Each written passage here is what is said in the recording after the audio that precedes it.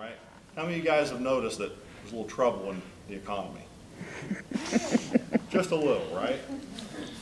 Now, have there been economic downturns throughout history? Sure, right? You have a business cycle, and typically, I learned this from being in the financial business, Tom, up markets, up economies are usually about 3.5 years, and down markets are usually somewhere between a year and 18 months, usually about 14 months, right? Down cycles in the economy typically they're an indicator that things are not working as well as they used to. And so what happens when economic downturns come? People start rethinking. When things are going great, do people have really much of an impetus to come up with new ideas and better ways of doing things? No. It's only when things are down, right, there's really, now, in my opinion, I think you ought to always be coming up with better ways. Always be looking for, just because we're doing something that's good, in what ways could we get better, right? In what ways could we do this better, more efficiently, more economically? But really over the last 20 years, what's the difference in the last 20 years from about the early 90s until now? What's happened worldwide?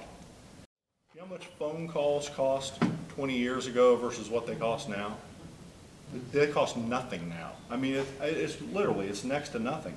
And that communication and that sharing of information has really led to the globalization of economics, right?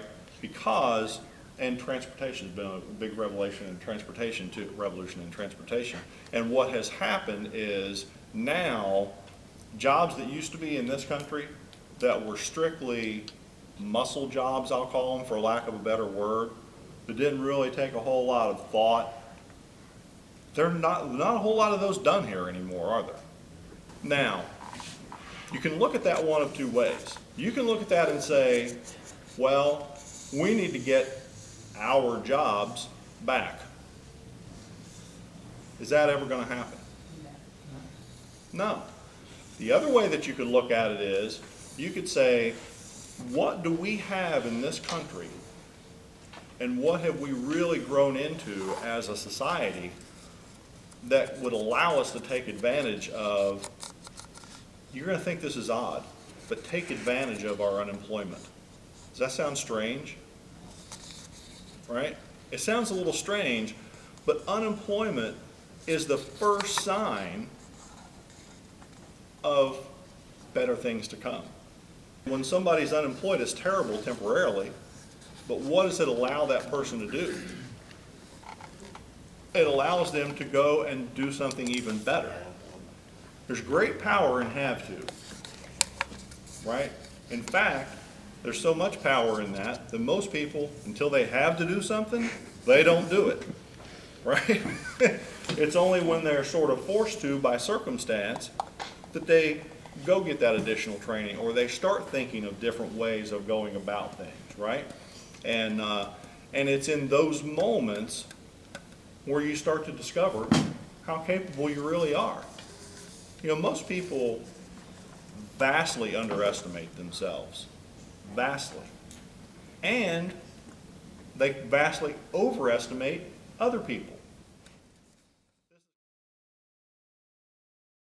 Say, imagination is the thing that separates human beings from every other animal on the planet.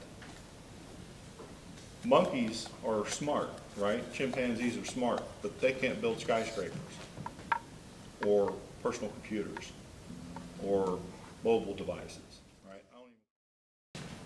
People endure their work rather than enjoying their work. Now, I think that's a shame. You guys agree? Well, let's face it, a big part of your life is going to be spent working. And so, you know, if you don't enjoy the job that you're working on, that really work becomes a four-letter word, right? I believe that going forward from here, I think the successful companies are going to be the ones that engage their employees. involve their employees more, develop more of a partnering relationship with their employees.